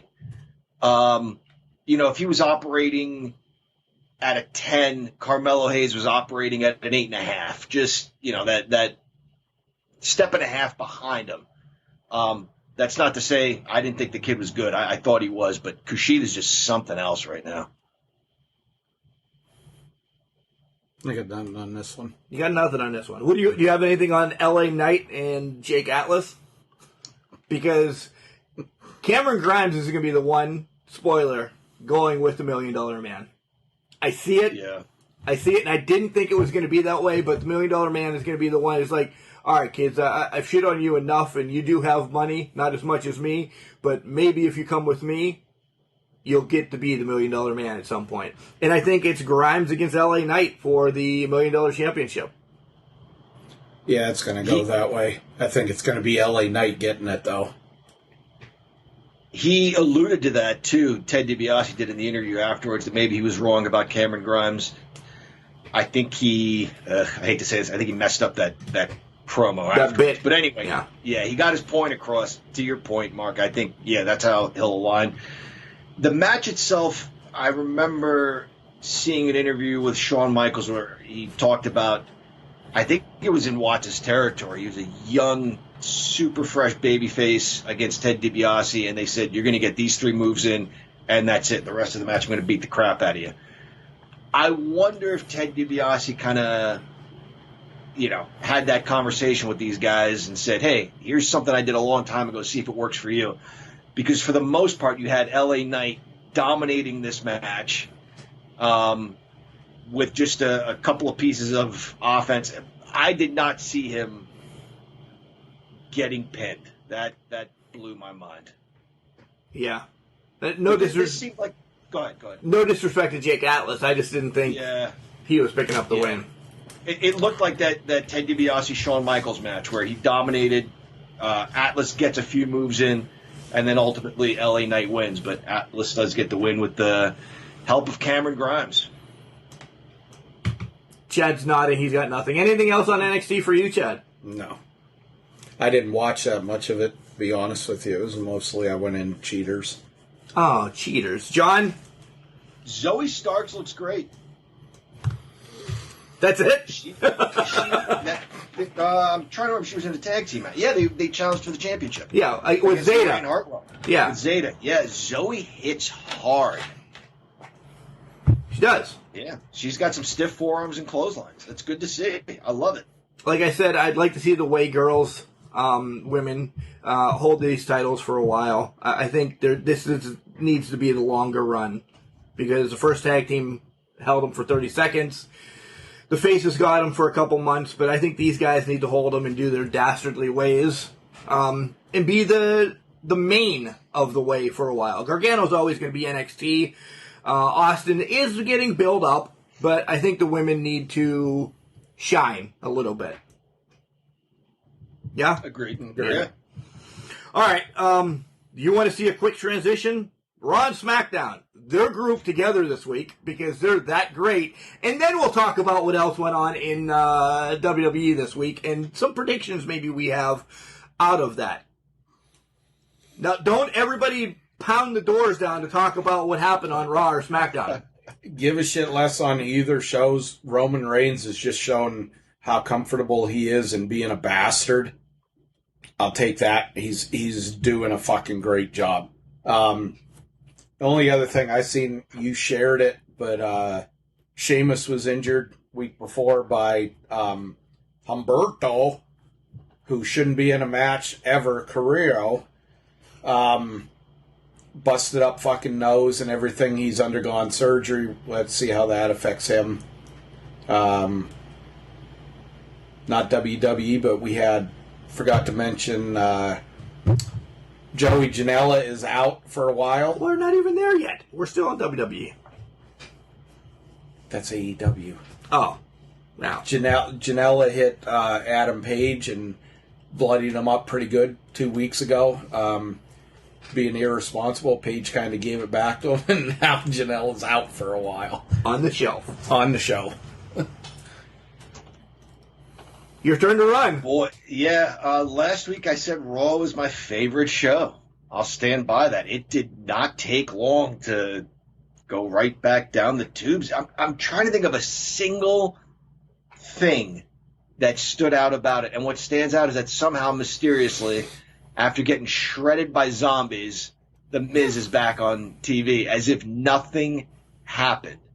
I'm just so tired of being presented with something that gets somebody off.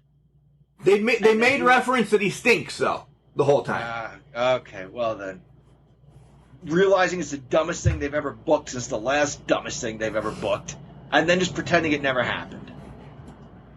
SmackDown, I've said before, I am high on Dominic Mysterio. I think he's really going to be a star. I enjoyed that tag team match against the Usos. I love the Usos. They're probably still my favorite team. And then it seemed like they kind of had things going. It was kind of falling apart at the end, and so Roman had to come out and lay everybody out and yell at his cousins like, can't you do anything right? Get some new guys. I don't get it. They're that bad. Right? Call Cesaro. Yeah. Alexa kind of setting something up with Baszler. I'm intrigued to see where this goes because Alexa hasn't been in the ring for a match in a long time. I personally think they've hid something from us for a while. She is always on the concussion protocol because when she wrestles, she takes it hard. She does. She goes all out. So I wonder, she was with The Fiend for a while, but only doing shticky stuff. So I want to see what she's going to be like in the ring because it's going to be her and Baszler. It could be fun. And I like how it's slowly separating Baszler and Nia a little bit. That's going to upset John. How many times do we get to see Shelton Benjamin take on Cedric Alexander because they both are piss broke that they were kicked out of the Hurt Business. Yeah, the Hurt Business. Lana takes her last loss in WWE Monday night, as we'll transition to that. Yeah, there you go. Just shout out to Alexa Bliss because we know she listens to us. Condolences on the passing of her pet pig, Larry Steve. Yep. Week ago now, yeah. A week ago now. That's why she was off of wrestling last week. It was a pig that she trained and had for almost 4 years, and, it was like a family member to her. Being away from her human family, that was her family, and all of a sudden he passed away overnight to one night, and she went on live, and I watched a few minutes of it, her and her boyfriend, and you could see how visibly upset and everything she was. So just... Yeah, they raised like $16,000 for I want to say like a pig sanctuary. Like a rescue or whatever. So, and not to be rude, but, people get pigs, raise them like that, and then butcher them. She was not. This fucking pig was like a dog. Yeah. Trained exactly like a dog, and it's just always sad to see that, but, our condolences on your buddy and what you did in his memory, getting that money to help others and stuff like that really shows the sweetheart that she is. So we're going to spend some time on the... Well, go ahead, John. Yeah, you guys both know the Geithner family in Yeah. Ridgeway, right? Yeah. Ben is our age. I haven't seen him in a few years, but when I was at his house, he lives in the Pittsburgh area, he had a pet pig. And he had Rottweiler, which I got to his house before he was home. Quick story. And the Rottweiler sees me and comes darting towards the window. and I thought he's going to crash through the window, or it was a she, and I'm dead. And I'm dead. She was huge. She was huge and vicious. But when I walked in with Ben, she was the sweetest dog. But the pig was just one of the gentlest, sweetest pets ever. Rolled over on his back and, rub his belly like he's a dog. In fact, he followed the dog around, and this is how sweet the dog was. She would roll over on her back so that he could, rub his face and his mouth up against her belly, and they kind of had a mother-son relationship.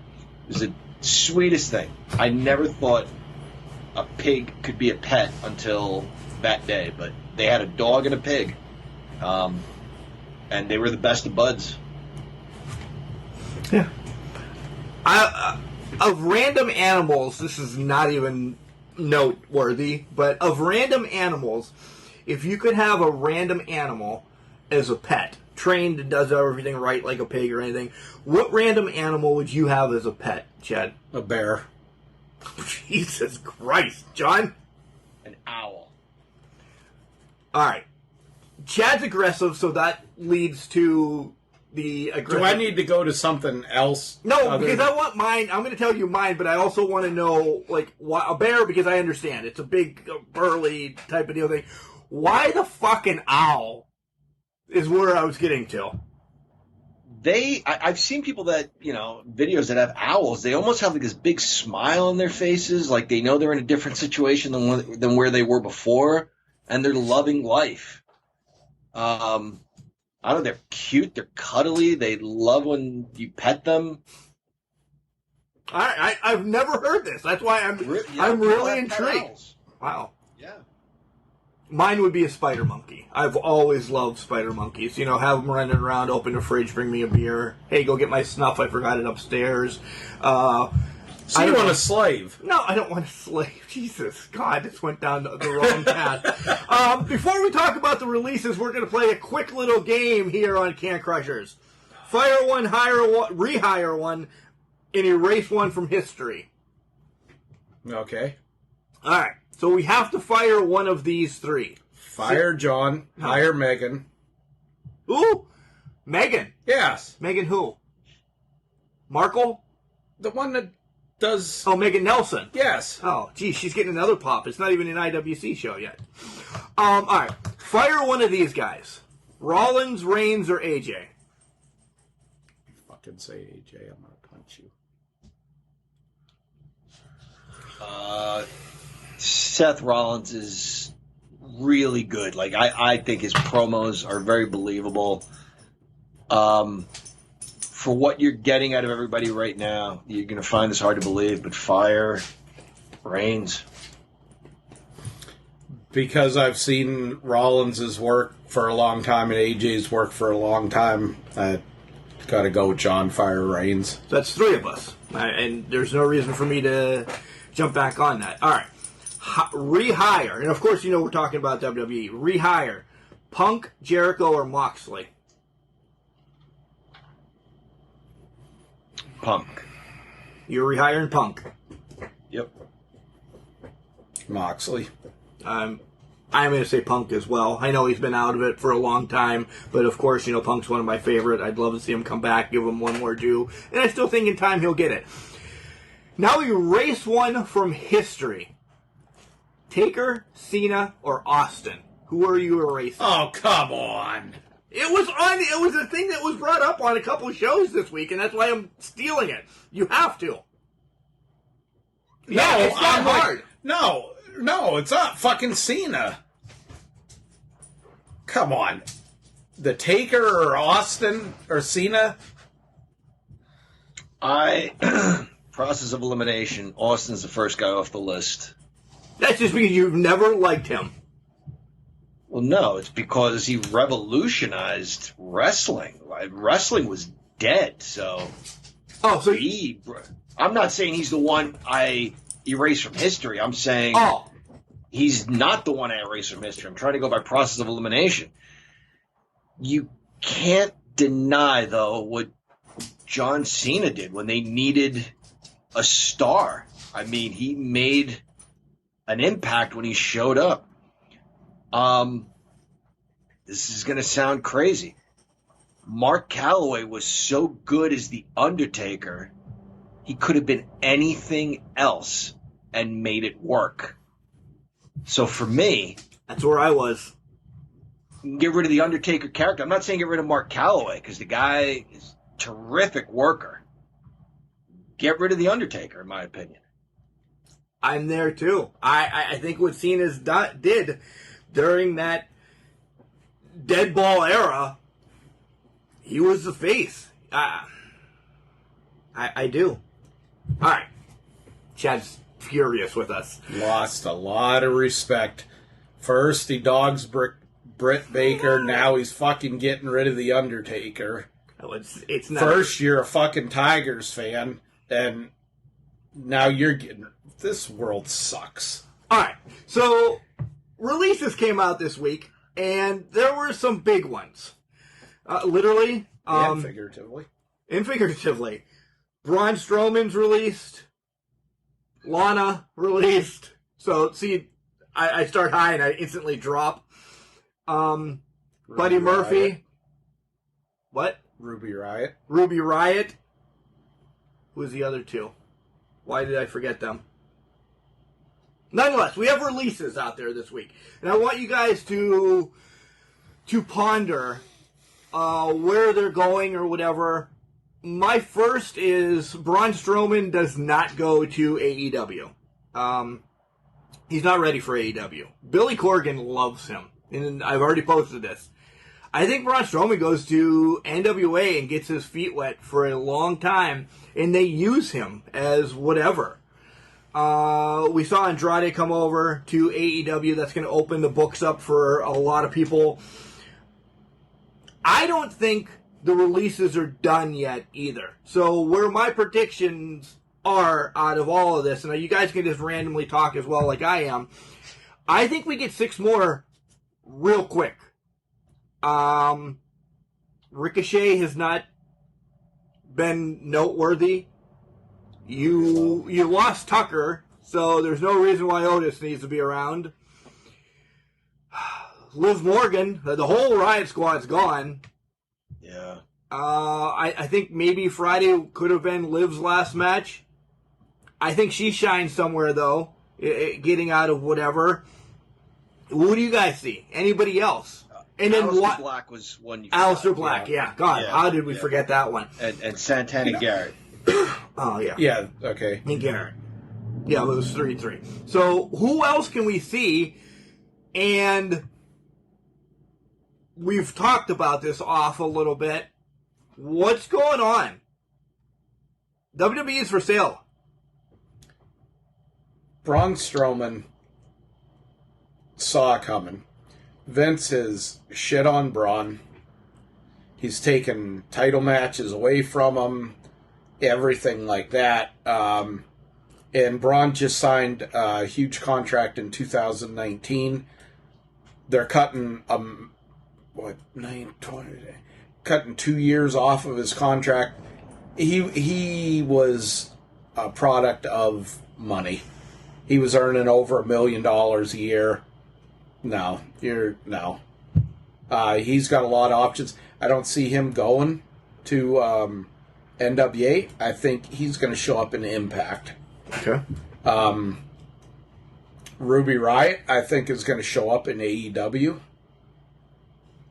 Aleister Black, I think, is going to Ring of Honor. Agree with you on the other releases. Boy, I wouldn't be surprised to see. What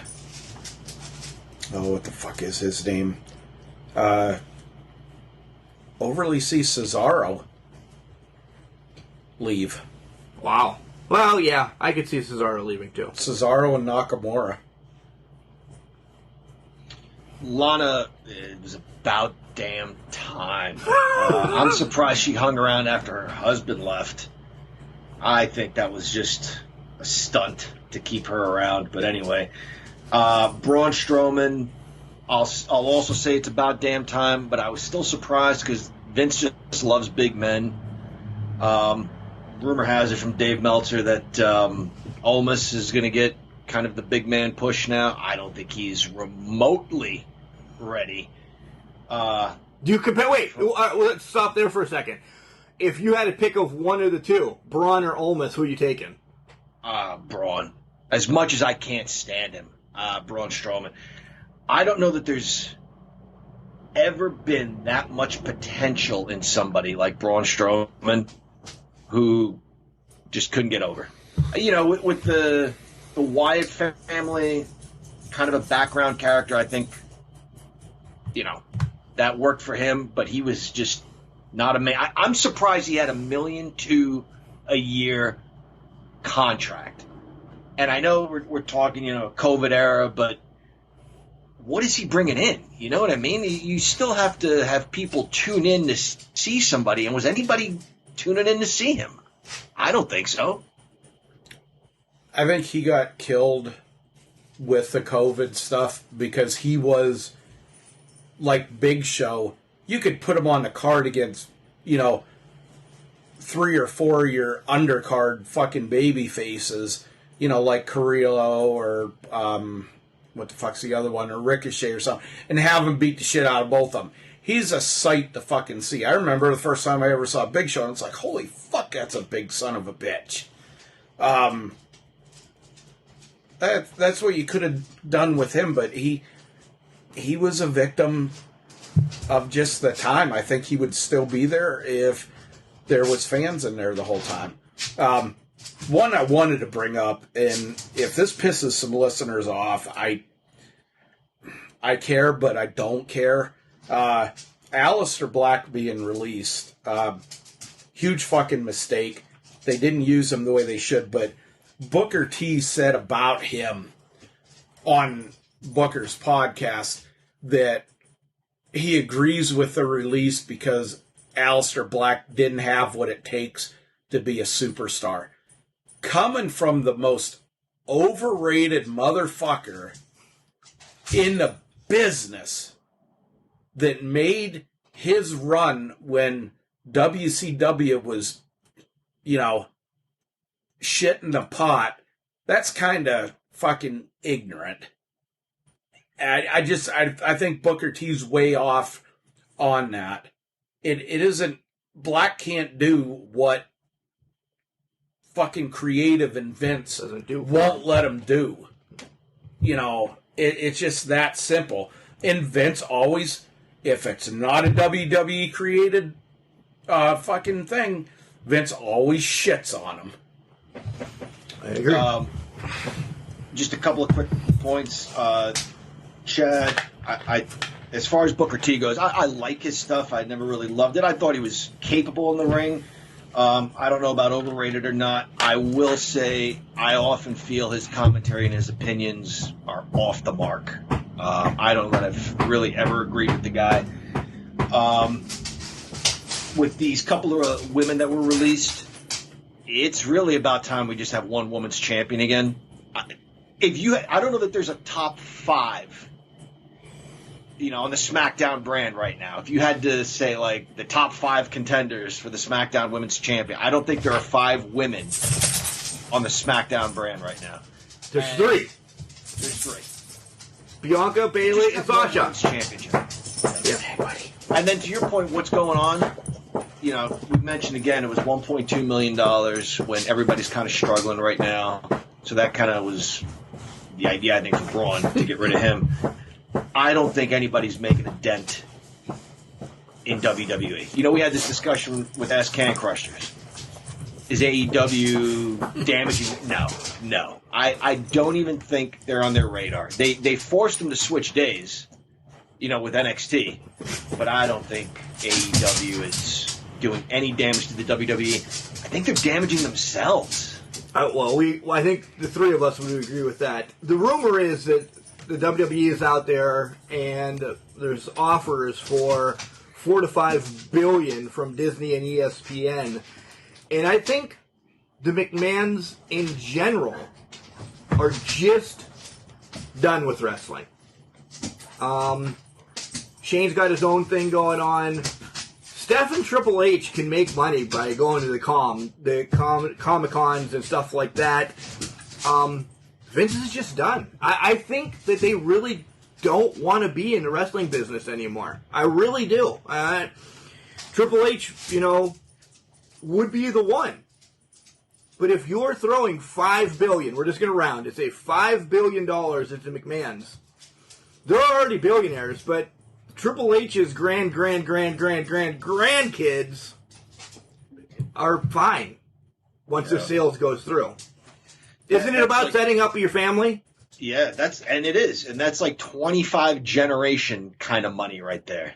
You know what I mean? Yeah. 25 generations from now is not going to spend that money. I think they have to. If that offer's really out there, they have to take it. I think the product gets worse than it currently is. I think you just have more TV people rather than wrestling people booking the promotion. And I think it goes back to more characters then as well. Yeah. So, all right. That's it for segment number 2. When we come back, we'll have Love 'em While We Have 'em. These guys will think I'm delirious when I bring up the... Delirious? Yeah, crazy, nuts, stupid, whatever. Oh, I thought you were going to bring up the wrestler from Ring of Honor, Delirious. No. Oh. I am definitely not him. And then, I don't know, I think I have one more question for you guys. So Predictions. Predictions for NWA that's going to happen in 2 hours from now. Hey, this is Baby Doll, your perfect tan. And if you wanted to listen to some wrestling talk, listen to the Can Crushers. And welcome back, Can Crusher Nation. It is I, the Glorious Guru, in studio with Mark the Mark Martinez, and John is at the Castle Padalano. Oh, that's He nice. does not have... We haven't seen coffee being served. Have you given the peasant servants the day off, John? I'm letting them sleep in. We got started pretty early today on a Sunday morning, so yes, I'm letting the common folks sleep in today. That's nice. That's nice. Mm-hmm. Do you want to do Love When We Got 'em, or do you want my question at first? Do your question. I'm curious. Yeah. All right. Question. This was sent in by Tony from New Jersey, and I thought, I can't save this one. Well, you don't like Tony from New Jersey? I don't know who he is. No, it's New Jersey, Tony. He's obviously got to be in the mob. Oh, well, maybe. If you could change one match outcome in wrestling history, what would it be? I don't know if he was late getting to the old Ask Can Crushers, or if he just thinks we take questions whenever. We can randomly do it. Yeah, that's fine. He sent it in, and I thought, we can't save this one for about a month. This one needs to happen now. So, I know mine. So, I'll let you guys go first. One title change in history. No, not a title change. One match outcome in history. Oh, just a match outcome. Yes. I would have liked to have seen Luger just beat Flair once. What was it? Was it in Chicago? There was the one where Luger had him in the torch. Baltimore. Jump. And so Luger jumped out of the ring to save Sting. I would have liked to have seen Luger win the title there. I'm going to take mine a little bit different way. This is the first one that comes to mind. I wish Owen Hart would have never been scheduled for that match. That was mine. You want me to do a second one? You can pick it. That was mine. But yeah, the Owen match, because what we could have gotten other. But if you have another one in mind, that's the only one I had in mind, because I'm like, that came to my mind. Just take it a different way. If you're going the Montreal screw job, I wish that wouldn't have went down the way it did. I wish they would have went a different direction with that. Okay. I just watched that again yesterday, the Dark Side of the Ring. So I watched the latest one, and then I watched that Montreal one again. All right, well, there you go. That's a good transition real quick. Let's talk about this week's Dark Side of the Ring with Grizzly Smith. Rockin' Robin, Sam Houston, and Jake Roberts. Yeah.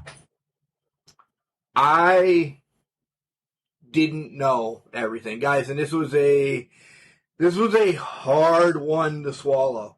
Holy moly! If you didn't know what happened, Grizzly and his wives were. It says right at the beginning of Dark Side of the Ring that there's going to be sexual contact and incest, essentially. It's a warning. Holy shit! I didn't know this happened. Mark talked about some of the interviews we have coming up, and can I throw his name out there? Yeah. So we talked to Sam Houston. Obviously, the Dark Side of the Ring episode had been shot, but the Sam Houston interview our interview has not aired yet. And you see in the documentary, Sam was probably closest to his father. Said he saw him as Superman.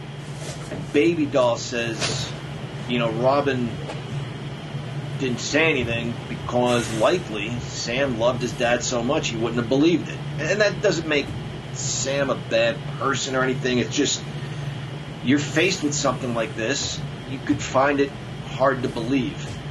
And he speaks, fondly of his father when we interview him too. When you listen to that, guys, when it drops here in a few weeks, be perfectly honest. Number one, we give people a platform to speak on our show. More often than not, they come on our show for free and take time out of their schedules to talk to us. So long as, obviously we give them the opportunity to discuss things they want to discuss about what they're doing in their lives now, and then they give marks like us an opportunity to ask all sorts of wrestling questions. And number two, I think it's fair to say, Mark, you just said it, you didn't know. I certainly didn't know. I knew Jake and Grizzly did not get along. I know Jake had some daddy issues. He wanted his dad to be proud of him, and he wasn't. I didn't know Grizzly did this stuff. Yeah. This was demented. This was disturbing. What I want to know is, who was giving him these kids to take with him on road trips? Was it Baby Doll who told a story like she was driving with him somewhere? Yeah. And like a 15, 16-year-old girl gets in the back seat, and her parents are waving like, okay, have a nice week. What the hell? And then he showed up, I don't know if it was at Rockin' Robin's hotel or her house, and he's got a 9-year-old girl with him? Yeah. And he says, will you make her a strawberry daiquiri? And then he goes to bed, and Robin said she spent the whole night. We never went to sleep. We just talked the whole night. She said, I knew what happened to me and how it happened, so I asked the right questions. Does he ever just pull over, and I won't go into details. She's like, yeah, it makes me uncomfortable. I'm not really sure what he's doing. How did this guy have some random 9-year-old girl? The next morning, he's getting ready to leave, and he goes to take the girl with her, and Robin says, no, you're leaving. She's staying with me. I imagine she somehow got her home to her family, or they didn't really get into that part of the story, but, was this guy involved in, trafficking of children? And he was a star. He was a star. You can get away with anything. They say he got Sam Houston out of 27 DUIs. Yeah. The guy was a monster, an absolute monster. All joking aside, I get on to people and, this and that type of name or things like that. I haven't seen this episode yet, but I knew the background about it. He's a piece of shit. There's no ifs, ands, or buts about it. I don't care what he did after this point or anything like that. That's when he did his booking and stuff and was supposedly so good for Bill Watts and things. He's a piece of shit. I don't encourage anybody to fall off the face of the earth, but if he did, I don't think there'd be a lot of hurt feelings. Jake is Jake. He's always been that way, always blamed everything on everybody else. Robin and Sam were the ones that I think, caught up the most in this from different ends of the spectrum. This is just something fucking gets anybody who's a parent gets their fucking blood boiling. You know, what was this guy involved in? Was it trafficking? Was it that he was held in such high esteem that people trusted him with their, you know, kids, with their daughters? Was there fucking money involved? Hey, let me, you know, she wants to go on the road and see all the big bad wrestlers and everything like that. I'll take care of everything. You know, what was the, you know, real scenario with it? It was bad.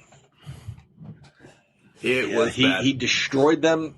He destroyed them insofar as, you know, they've got issues, and it seems Robin and Sam have dealt with it better.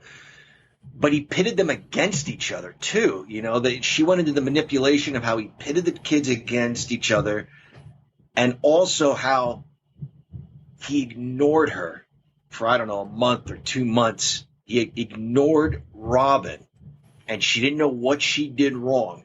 And then he shows her attention and affection. She's just so happy that her dad loves her again. Whatever it was she did wrong, she won't do it again. And that's what he uses to take advantage of her. Just an absolute monster. To where I think, like, years later, you know, Mark, we saw Sam Houston, Rock and Robin was on the card. They say they don't really have a relationship. I'm sure at some point Jake was on a card with those guys. They say they haven't talked in years. And there's not a point where you go up to your brother and say, hey, what's going on? What's up? How you doing? He ruined the ability for them to have relationships even with each other.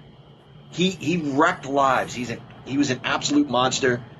Good riddance to bad trash. He's dead. The world's a better place for it. You know, I wonder, John, you say about their relationships, not having them. Wow, you know, the combination, I don't know what to say about Jake, you know. Jake, like I said, Jake is Jake. I've never heard anybody really say anything good about him. But, you know, Sam, brokenhearted that this shit really happened, maybe feels like he didn't do anything for his sister. His sister not telling him the way Grizzly really was, and then breaking his heart when the shit come out. It's just like what he did to them is still playing against them. You know, it's still, he's still the center point, which, you know, Sam feels guilty, she feels guilty, different ends of the spectrum. Jake's a noted piss drinker, you know, whatever the case may be. It just, boy, I really hate to say this, but if ever there's somebody, you know, to go and piss on their grave, this would be one dude. Yeah. Yeah. Very quickly, I know, Chad, you didn't see it, but there was another sister. There's another brother, too. Richard, I think his name is, never got involved in wrestling. But there was another sister that mysteriously disappeared, and Robin suspects that Grizzly had her killed. She said that she thought Jolynn was her name. She was going to expose who her father really was. And then she just went missing. Yeah. Crazy.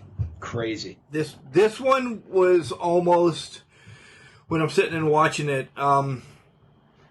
comparative to the Benoit story.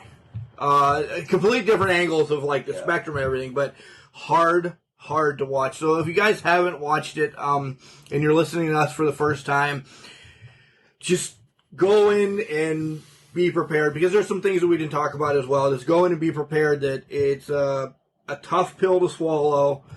And if you have young wrestling fans, this isn't the one to let them watch. This is not the one to let them watch. So, correct. Yeah. Yep. All right. Let's do one thing. Let's do the NWA thing, then do Love Them While We Have Them. All right. So NWA's pay-per-view is today at 4 o'clock. 8 or 10 matches here on the docket. I've been dabbling with NWA. Chad's been watching. We're not going to break it down, but we'll get the matches. JTG against Fred Rosser. You know Fred Rosser is Darren Young. So That's JTG, the Crime Time with Shad. Yeah, sorry, the Jake thing. I know. I know. That's why I'm trying to move it along and be happy, because we have to get back up. How much is the pay-per-view? $20. Yeah, $19.99 off a Fight. Yeah. $20, and you order. Well, I don't know how many people can log on my thing. You probably should mention that on air, and I'm not editing it out. Okay. NWA When Our Shadows Fall. Yeah. So yeah, it's $20. JTG against Fred Rosser, debuts against Destiny is what the match is being dubbed. I didn't see JTG make his way into the NWA. I'm like a week or two behind. Fred Rosser, when he was there earlier, I love what they're doing with him. So, yeah. There's only a couple of matches I'm invested in, really 3 of them. All right, well then I'll just fast forward. Thunder Rosa and Melina is taking on Taryn Terrell and Kylie Ray. I'm excited for Kylie Ray to be back. I've always been a fan. She's had some mental health issues about if she's wrestling, she's not wrestling. She doesn't like the promotion. She leaves the promotion. She comes back to a promotion and everything. I think this NWA is going to be a good fit for her. Yeah. I really do. I've always been a Kylie Ray fan in the first place. A grudge match between the Pope and Tyrus.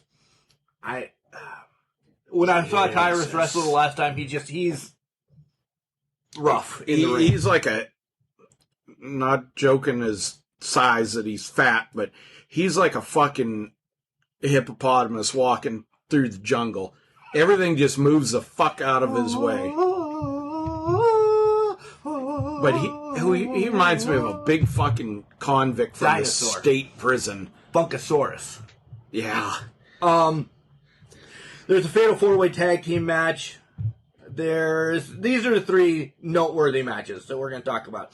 The NWA Tag Team Championships, you have Aaron Stevens and Kratos defending against the War Kings of Crimson and Jax Dane, and Latimer and Chris Adonis. I think we get new tag team champions, Chad. And I think it's going to be the War Kings. Yeah. That was exactly where I was going. I think they're going to capture it in a surprise. Yeah. I don't think you put it on Latimer and Adonis, because Adonis is national champion. And I think you have to get him off of Stevens and Kratos, because Aaron Stevens, I love him. His stick doesn't fit with Kratos. Everybody still remembers him with a question mark. He needs to go back to that type of booking. John, I know you're on a pause for a second, but you'll enjoy it. Trust me if you buy it. Yeah, no, I absolutely am going to buy it, and I have a question for you when you're done. All right. NWA Women's Championship match. Serena Deeb defends against Camille. We love Camille. I don't know if this is Camille's time for the title right now, though. It'd be great to get it back in the NWA, but I don't know. I think like a Thunder Rosa represents the NWA a little bit better. I don't think Camille needs one, because she's just a big, beefy, powerbomb woman. I love her, but I don't know, Chad. What do you think? Camille's been around for a few years. She was wrestling before. I don't know that it's her time to get the title, but I think she gets a title tonight. Because, to be honest with you, and I love Serena Deeb, she's the woman of 1,000 holds. Dean Malenko's long-lost child. I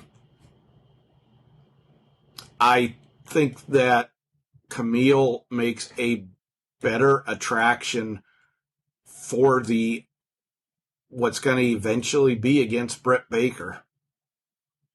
Oh, okay. I just see with them talking, we're going to work with this, and Billy Corgan went on record, working with AEW and talent swap.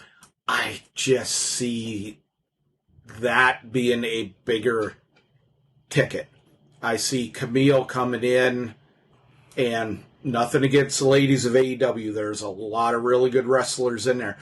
But I see, how about Camille against Jade, Nyla Rose, or Jade, or how about Camille beating the shit out of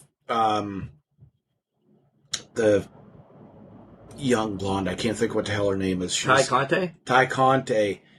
doing stuff like that. I think there's more options with Camille as champion right now. Let me put a pin in that for a second. You did see that Britt challenged Deonna Purrazzo already for her title in Impact. So there's a little cross-promotion already. Those two have shared the ring before, too. It's out there. Make sure you watch it. It would be unbelievable. And then the main event is Nick Aldis defending the championship against Trevor Murdoch. As much as I love Trevor, I don't see him getting the title. I don't think it's his time. I think Aldis represents NWA to the full. This is going to be, I think it's going to be a lot better match than any of us anticipate. I don't see Trevor Murdoch getting a title, but I think it sets something up. I think this sets up something else. My heart would dearly love it. This is what I'd love to see. I'd love to fucking see Marty Scurll come back. I truly miss him in wrestling. It's been long enough. But this is going to be... I gotta go. I still think Daniel Bryan for a short time. Wow. John, what's your question? So I'm definitely getting this. For $20, all the matches you mentioned are more than worth it. And it's on Fight TV. And I'm looking at Fight TV right now, and I can purchase it for $19.99. The girls are going to go out. My son and I are going to be home. We're going to order Chinese food, and we're going to watch wrestling. How do we watch this on our... Maybe you can talk me through this when we get off the air. The people don't need to hear this, but I could hook up the computer to the TV like I did before, right? Yes. Or is there a way to get this on TV like through a cable provider? If you would have a Roku or anything like that, you would be able to buy it right off of your Roku. John, we don't have enough time purchased with this podcast to explain it to you. We'll take it offline. But yes, hook it up to your computer like you did with an HDMI cord and you're good to go. Okay, sounds good. Yeah, but you should buy a Roku. You can do a lot with a Roku. Yeah. It's supposed to happen 6 months ago. Yep. All right, so John, do your shtick. All right, so this is Love 'Em While We Have 'Em. It's an opportunity for us to appreciate someone in the wrestling industry while he or she is still with us, rather than posthumously. So today, Mark is bringing a name to the table. Mark, whom are we celebrating this week? Medusa / Alundra Blaze. Nice. We saw Alundra Blaze against Bull Nakano in DuBois, Pennsylvania for the Women's Championship. Saw her back in the AWA days. She, no pun intended, was a trailblazer. She's earned the respect of women's wrestlers throughout the world, particularly in Japan. I thought it was pretty neat when she was inducted into the WWE Hall of Fame that she gave a portion of her speech in Japanese. And some of the Japanese wrestlers in attendance appreciated that and gave her a round of applause. Stuck to her guns, did what she believed was the right thing to do. Still not 100% sure why she left with the WWF title and trashed it on WCW TV. If it was a matter of money, like, hey, if you show up tomorrow and do this, we'll pay you X amount of dollars. I don't know. But hey, it drew attention, and it's still something we discuss all these years later. Solid in the ring, very good in the ring. The right champion at the right time in the mid-90s. She was ahead of her time, and I don't want to say trailblazer in that sense ahead of her time. She, give her 10 years later, 20 years later, whatever, I think she would have been a lot better suited because she was a wrestler. She was not a pretty face with her boobs jacked up, bouncing around the ring or, stuff like that. The one thing you can't not think of it is when she dumped the WWF women's title in the trash. That was the most ballsy thing. You know, we have wrestlers jump. We have Luger's contract expired on a fucking Sunday, and he was on Nitro the next day. You have got Hogan turning heel. Her doing that with the belt, that was the most taboo style thing. It's one thing to leave with a fucking title and not send it back. That goes through the, history of fucking wrestling.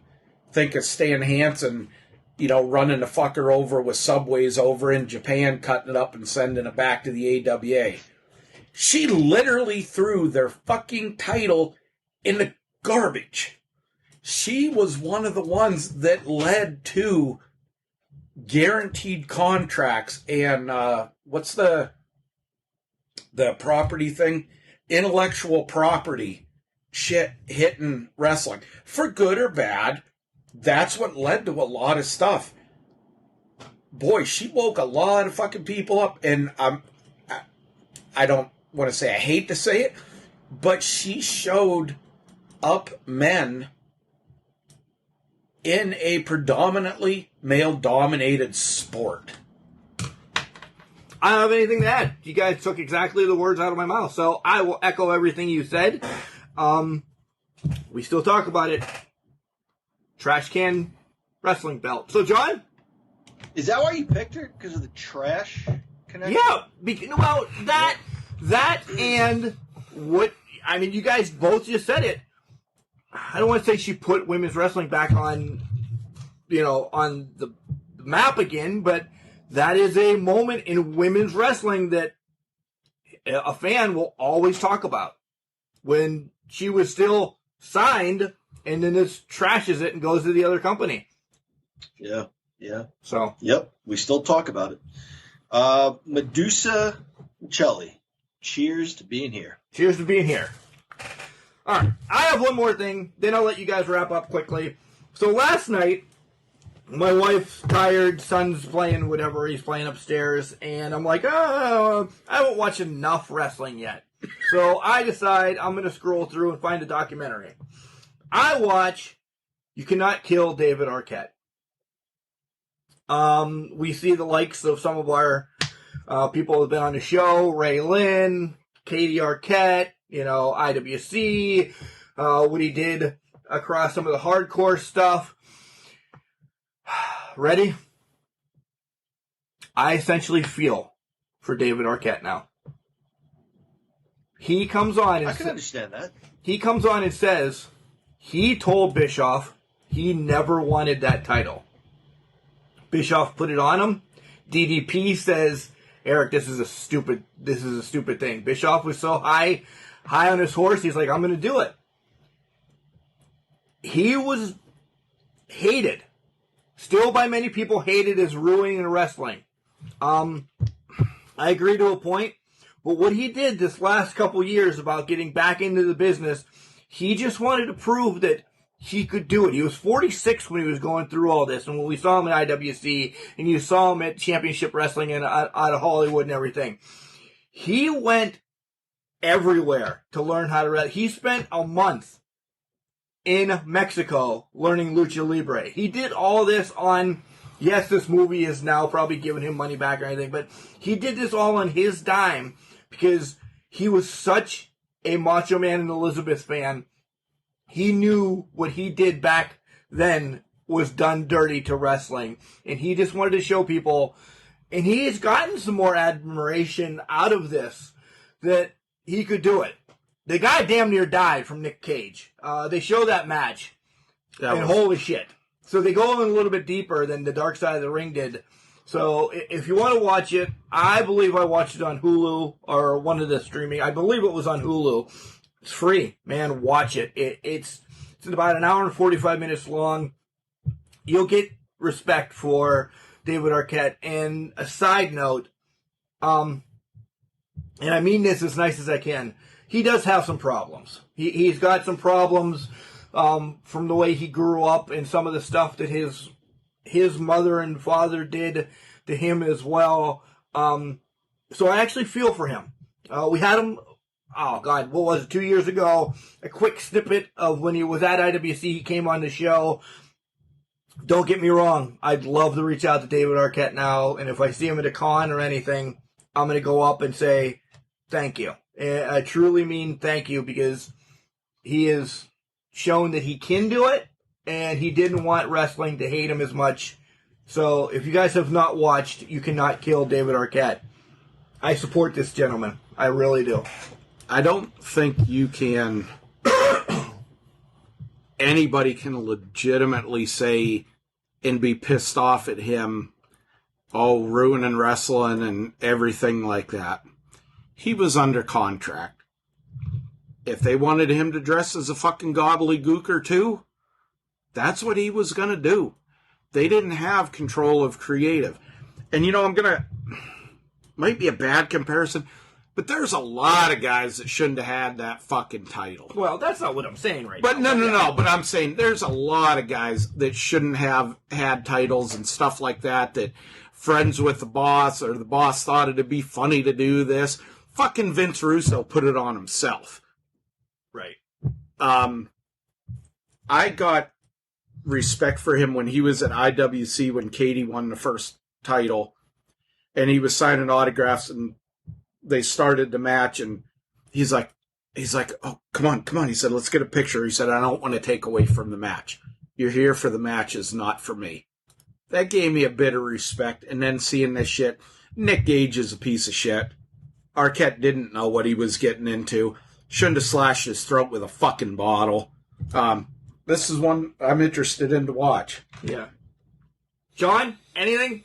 We're going to do parting words because we're getting long. No, I'm good to go. All right. So, remember, John. Just because you're trash, it doesn't mean you can't do great things. It's called a garbage can, not a garbage cannot. He forgot that he was the end. No!